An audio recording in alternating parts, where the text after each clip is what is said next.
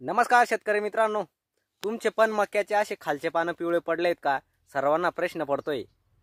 चॅनलला जर नवीन असाल तर सबस्क्राइब करून ठेवा, फॉलो करून ठेवा। मित्रांनो पाहू शकता मित्रांनो, हा मका आहे ना, त्याचे खालचे पानं पिवळे पडलेत। असे भरपूर शेतकऱ्यांचे प्रश्न आहे की खालचे पानं करपून गेले, नेमका बुरशी आहे का काय रोग आहे बा।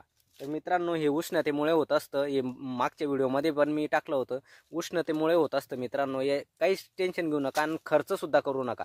तुम्हाला एक जिवंत उदाहरण दावतोय डोळ्यासमोर। ह्याच मक्यातलं कणूस आहे मित्रांनो, पुरेपूर पक्क झालेलं आहे, पाहून घ्या। आता हेच नाही बघा, हे कणूस पण, हे कणूस सुद्धा पूर्ण परिपक्व झालेलं आहे मित्रांनो। 13 नोव्हेंबरचा मक्का लागवड आहे। पाहू शकता खालचे पुरं पानं करपले तरी पण कणूस पाहून घ्या मित्रांनो। कणूस तुम्हाला दावतोय मी, बघा टोकापर्यंत कणूस